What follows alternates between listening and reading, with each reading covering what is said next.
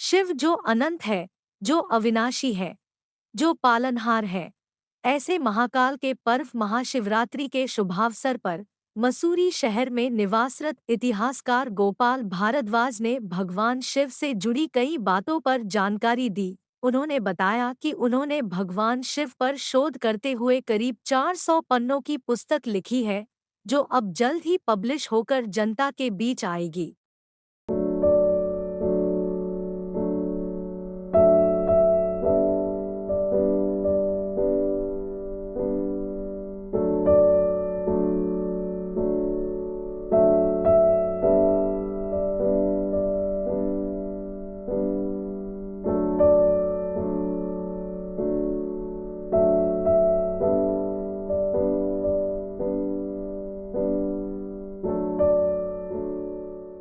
देखिए, आप जानते हैं कि जैसे हमारे जो शिव जी हैं वो अनंत हैं, मतलब उनका ना आदि है ना अंत है। शिव जी एक हमारे कहते हैं, हमारे धर्मों में, हमारे ऋग्वेद में, हमारे वेदों में लिखा हुआ है कि शिव जो है उन्हीं से ये सृष्टि बनी है। पहले जैसे ओम शब्द आया तो सृष्टि का जो रचना ही हुई है वो शिव जी के ऊपर ही बेस्ड है। हमारे पुराने जितने भी ग्रंथ हैं तो वो शिव जी, लॉर्ड शिवा के ऊपर ही है, मतलब शिव जी के ऊपर ही है। उसके बाद शिव जी से ही फिर शिव जी का वो जो अग्नि स्वरूप था, फिर उससे उसमें फिर मतलब विष्णु जी के जन्म हुआ या ब्रह्मा जी का हुआ, वो बहुत लंबा इसमें है।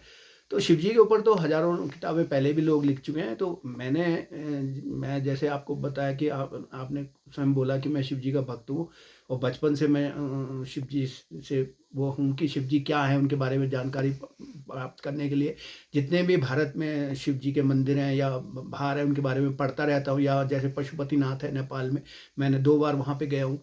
और इसके अलावा ये जो लाखा मंडल है हमारे यहाँ जो जौनपुर में, टिहरी गढ़वाल में, उत्तराखंड में, ये अपने आप में बहुत ही प्राचीन जगह है। तो मैं लगभग पूरे 50 वर्ष हो गए मुझे वहाँ जाते हुए, और 50 वर्ष से मैं जा रहा हूँ और मेरी उत्सुकता थी, ये इतना प्राचीन स्थान है। तो पहले तो मैंने वहाँ गया और मैं वहाँ पे वहाँ के स्थानीय लोगों से पूछता था। लेकिन बाद में जैसे धीरे-धीरे मेरा और हर साल जाना लगा। मैं हर साल पिछले 50 वर्षों से साल में 2 बार जाता हूँ, एक रक्षाबंधन के दिन और एक शिवरात्रि के दिन। और फिर ऐसे उत्सुकता होती है, फिर होते-होते और पता लगा तो वहाँ पे एक जो शिलालेख थे, वैसे तो शुरू में लिखा हुआ है कि वहाँ पे जो अंग्रेज आए थे 200 साल 250 साल पहले, उन्होंने भी वहाँ पे जानकारियाँ जो इकट्ठी की थी वो अपने मेमोयर में, और जो उनके यात्रा वृत्तांत है उसमें लिखा हुआ है कि यहाँ पहले 5 शिलालेख होते थे। और 1815 में जो जेवी फ्रेजर वहाँ पे गया था उसने लिखा है यहाँ 5 थे। उसके बाद भी एक और सर्वेयर जनरल गए थे, उन्होंने भी लिखा। लेकिन वो आज तो वहाँ पे एक ही शिलालेख मिलता है, लेकिन कम से कम वो शिलालेख है तो इस मंदिर की और इसकी प्रामाणिकता और प्राचीनता को दर्शाता है। वो शिलालेख 4वीं शताब्दी से लेकर 7वीं शताब्दी के बीच में उसका पुरातत्व विभाग ने उसका समय निकाला है। लेकिन अगर देखा जाए उसमें जो 11 पीढ़ियों के नाम लिखे हैं वो अपने आप में 300 4 साढ़े 300 वर्ष पूरा करते हैं। तो 4वीं शताब्दी आप लेके चलिए, 4वीं शताब्दी से। और जो शिलालेख है बहुत ही नीट और बहुत ही आज भी उसको उसको बहुत ही अच्छी तरह आप देख सकते हैं। वो लैंग्वेज तो संस्कृत लिखी हुई है उसमें, और वो पाली भाषा है, मतलब लैंग्वेज जो है वो संस्कृत है, और जो स्क्रिप्ट है जिसमें वो लिखा है वो पाली भाषा है। जैसे तिब्बतन होती है हमारे देश की, आपको पता है, पाली भाषा हो गई, ब्राह्मी हो गई और शंकी हो गई, और जो लिपियाँ हैं ना ये पुरानी जो हमारे देश में उस समय चलती थी, कई पुरानी भाषाएं हैं हमारी, अब तो वो कम हो गई लेकिन अभी भी उसके है हमारे। तो वो उस भाषा में लिखा हुआ है। और उसमें जिस रानी ने वो मंदिर बनाया था 7वीं शताब्दी में, उसने अपने पूर्वजों का नाम लिखा है। और वो उसमें लिखा है कि जालंधर से वो आई थी, जालंधर जो आज भी पंजाब में है। क्योंकि ये जालंधर जो है 5 केंद्र हैं, जो ये पूरे हिमालय की जो पूरा है ना, उसमें जालंधर भी आता है, कश्मीर भी आता है, हिमाचल आता है, हमारा उत्तराखंड आता है, पूरा वहाँ तक आपके नेपाल बॉर्डर तक। तो वो ये 5 खंड हैं इसके इसके जो है आपके हिमालय के। और उसमें जैसे बैजनाथ है हिमाचल में, वहाँ भी शिव जी के बहुत प्राचीन मंदिर है और वहाँ भी ऐसे ये शिलालेख मिलते हैं। लेकिन लाखा मंडल का जो शिलालेख है बहुत ही आज भी बहुत ही सत वैसे बिल्कुल नीटली लिखा हुआ है, और आज भी उसको जो प्रिजर्व किया, चाहे भगवान की कृपा से, वो आज भी ऐसा ही है, इंटैक्ट है बिल्कुल। अभी भी आप उसे पढ़ सकते हैं कि उसमें क्या लिखा हुआ है।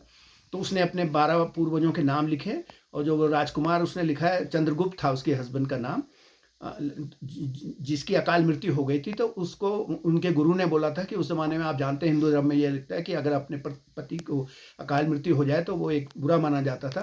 तो उनके गुरु ने उन्होंने कहा कि आप जाइए उत्तराखंड उस समय जो ये हमारे ये हिमालय में यही जगह उत्तराखंड नामक स्थान पे जाइए। वो प्राचीन स्थान है, वहाँ पांडव लोगों ने अपना जो वनवास काल के समय वहाँ व्यतीत किया था। तो वो बहुत पवित्र स्थान है, वहाँ आप जाए और वहाँ शिव जी के मंदिर का स्थापना करो। तो उस मंदिर की वो जो उसने रानी ऐश्वर्या थी, उसने उसका पूरा वर्णन लिखा है और अपने 12 पूर्वजों के नाम लिखे हैं। और वो वर्मन उनके सरनेम लगते थे, वर्मन, राज्य वर्मन, इस तरह के वर्मन। ये कहते हैं कि कश्मीर और इस तरह पंजाब की जो तलहटी थी उसमें ये राज करते थे आज से 2000 1500 साल पहले।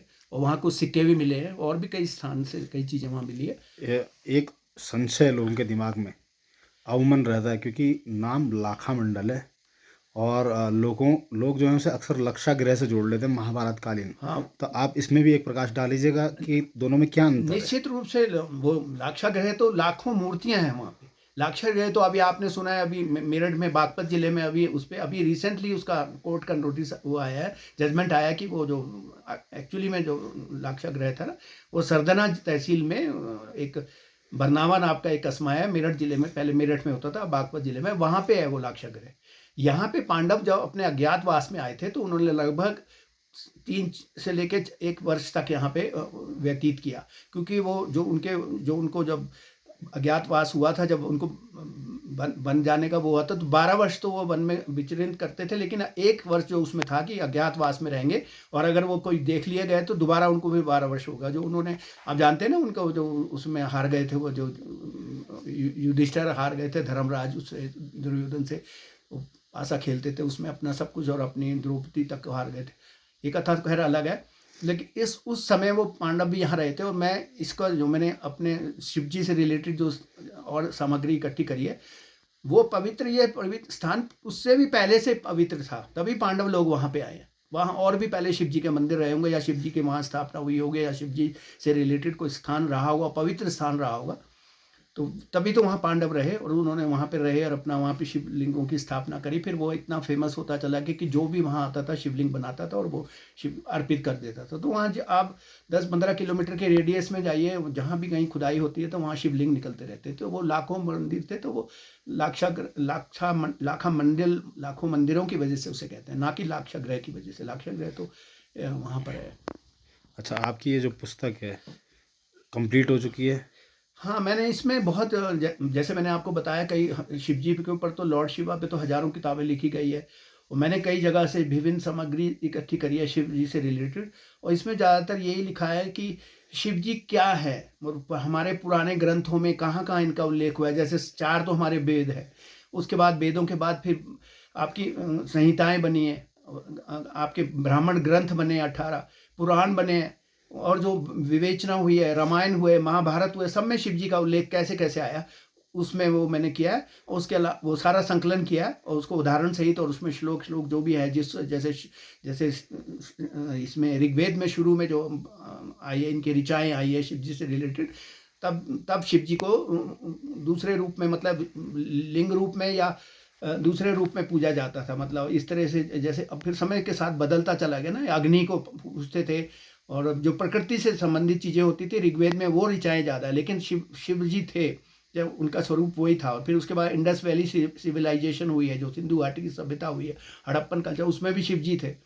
तो शिव जी का हर जगह उद्धरण आया और शिव जी का वर्णन आया, और शिव जी ने हर एक को, चाहे महाभारत हो चाहे रामायण हो, आप जानते हो, और उससे पहले जो भी है उसको मैंने अपने उसमें संकलन किया है। और इसके अलावा जो हमारे बृहत्तर भारत, आप जानते हैं अफगानिस्तान भी हमारा था, पाकिस्तान भी हमारा था, इसे ग्रेटर इंडिया भी कहते हैं, वहाँ भी मंदिर थे। कटास राज नाम का मंदिर पाकिस्तान में आज भी है, जिसको कहते हैं, वो भी 5000 5,500 वर्ष पर, अगर आप वहाँ की हिस्ट्री भी देखें तो उसको भी कहते हैं, वहाँ भी पांडव रहे थे।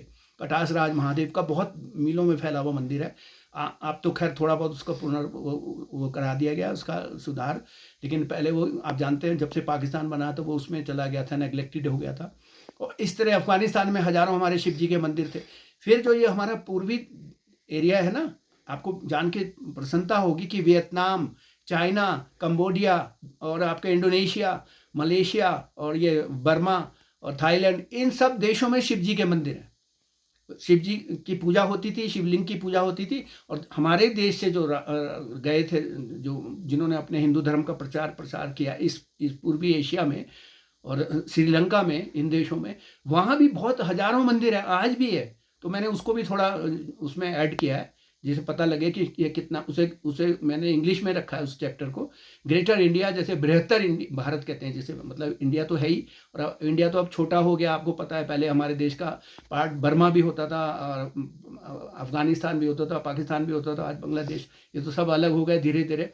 लेकिन वहाँ मंदिर तो थे, उनका उद्धरण है, उनका उनका श्लोक लिखे हुए हैं वहाँ पे, प्रशस्तियाँ लिखी हुई है। आज भी कोई 8वीं शताब्दी की है, कोई 6ठी शताब्दी की है। चंपा देश था, जो आज वियतनाम जिसे कहते हैं, उसका नाम, पुराना नाम पेम्पा था। तो वहाँ जो 2-2 हज़ार साल पहले हमारे देश के लोग गए, अपने धर्म का प्रचार किया, व्यापार करते थे, वो सब चीज़ें वहाँ हैं। तो ये काफ़ी अपनी तरफ से मैंने शिव जी का जितना हो सका, मतलब शिव जी तो हम उनके कुछ भी नहीं है, एक छोटे से धूल के कण के बराबर भी नहीं। हम शिव जी के बारे में क्या लिख सकते हैं। लेकिन जो उपलब्ध सामग्री मुझे थोड़ी बहुत मिली है, जो मेरे पिछले 50 साल में थोड़ा बहुत इधर उधर से करता रहा, बहुत लोगों ने इन शिव जी के ऊपर थीसिस लिखी है, शोध पत्र लिखे हैं, और मंदिरों में मिलते हैं। आप जाइए, वो जो नर्मदा नदी जहाँ अमरकंटक में निकलती है, वहाँ श्लोक लिखे हुए हैं उसके, और जगह जगह मिले हैं। तो जो भी हो सका अपना, मैंने अपनी तरफ से पूरी कोशिश की है उसको रखने के लिए। और बाकी लेखा मंडल से रिलेटेड अलग है, लाखा मंडल के अलग हिस्ट्री लिखी है, उसमें वो शिलालेख का, और जो और शिलालेख थे उन पे जो कुछ लिखा हुआ था। ये जो शिव जी का है, ये तो अब कल पवित्र त्यौहार है शिव जी का, शिवरात्रि है, तो मैंने इसलिए आपको ये कहा, जानकारी दी है कि एक तो पूरा मेरा ये ग्रंथ। और ये आपको मैं बताऊं कि जब मेरे को कोविड हुआ था 2020 में नवंबर में, तो मैं 2-3 साल वो भी रहा। तो जब मेरे को समय मिला, आपको पता है लॉकडाउन वगैरह लगा था, तो उसका समय का मैंने सदुपयोग किया। तो मैं अपने अनुभव से भी कह सकता हूँ कि मेरे को भी 10-12 दिन हॉस्पिटल में रहना लगा, मेरी स्थिति काफ़ी ख़राब थी। लेकिन मैं पिछले कई वर्षों से, लगभग आप कह सकते हैं 30 वर्षों से, तो लगातार महामृत्युंजय का मंत्र करता हूँ। तो लॉर्ड शिवा ने, शिव जी ने तो मेरी रक्षा की है, और मैं इस बात को बिल्कुल विश्वास से कह सकता हूँ। आज जो मैं आपसे बात ये कह पा रहा हूँ, ये मैंने शिव जी का ग्रंथ इसीलिए लिखा था कि क्या पता मैं, मेरी तबीयत ठीक रहे ना रहे, कल को मैं देख पाऊँ ना। लेकिन मेरी जो हार्दिक इच्छा रही है, मतलब युवा अवस्था था से, कि मैं कुछ का ऐसा करूं जो, तो मैंने सबसे बढ़िया यही सोचा कि लॉर्ड शिवा के लिए कुछ लिखा जाए। बाकी तो हमारा धर्म, सनातन धर्म, बहुत ही प्राचीन है। आज लोग नहीं इसको वो करते हैं। आज हमारे को वो लोग, यूरोपियन लोगों ने हमें वो करने की कोशिश करी है, और भी जो दूसरे धर्म हैं। लेकिन हमारा धर्म बहुत ही विशाल है, बहुत ही व्यापक है, इसका कोई अंत ही नहीं। इस पर हज़ारों साल तक रिसर्च करते रहो तो भी आपको हर बार नई चीज़ें मिलेगी। हज़ारों चीज़ें आज भी दबी पड़ी है, हज़ारों चीज़ें नहीं मिली है जो लोगों की जानकारी में नहीं आई।